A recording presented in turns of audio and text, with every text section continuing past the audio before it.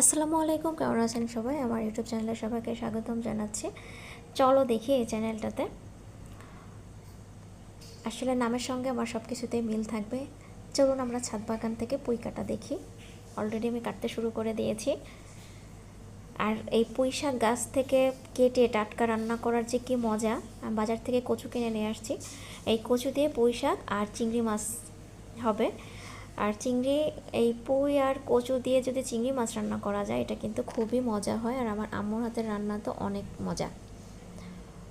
তো এই যে দেখুন, আমি পুঁই কাটতেছি।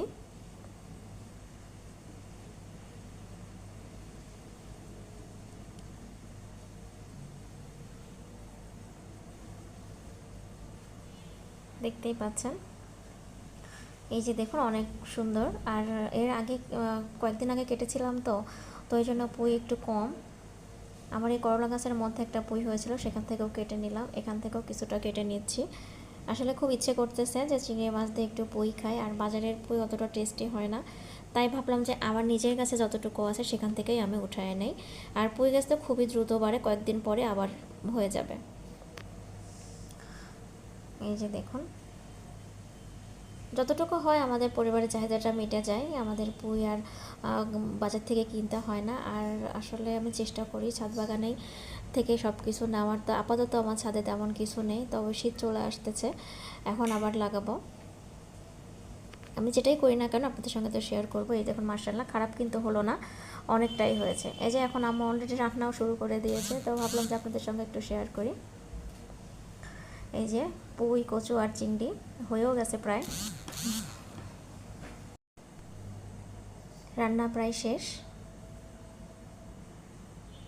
এই যে ঢেলে দিলাম। এই যে আমার পুঁই শাক, কচু আর চিংড়ি তরকারি, খেতে কিন্তু অনেক মজা হয়েছিল। তারপর রান্না শেষে এক আপু আসছে, সে ড্রাগন গাছের ডাল নিবে।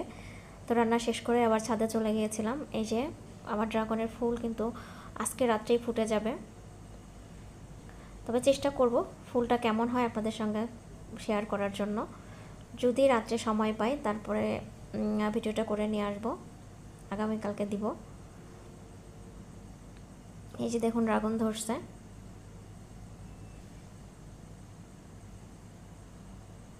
এই যে পেছনের এদিকেও ড্রাগন ধরছে, এখানে অনেক একটু জঙ্গল টাইপের আর কি। এটা কিন্তু দোতলার ছাদ, তারপরেও দেখুন ওই যে কলা গাছ অনেক বড় হয়ে গেছে, কিছু লতাপাতা উপর থেকে উঠে আসছে।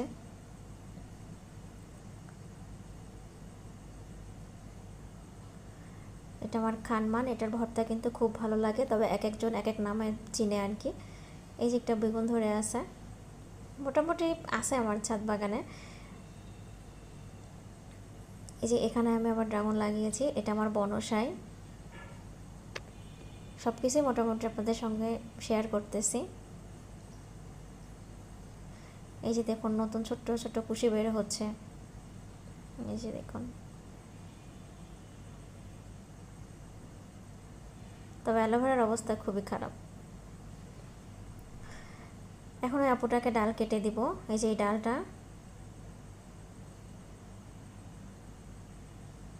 এই যে দেখুন এটা খুবই শক্ত, কাটতে খুব কষ্ট হচ্ছিল, তারপরেও কি করার, এখন আপুটা নিবে।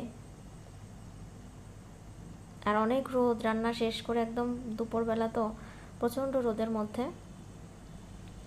ছাদে উঠে গেছি, চেষ্টা করতেছি কাটার।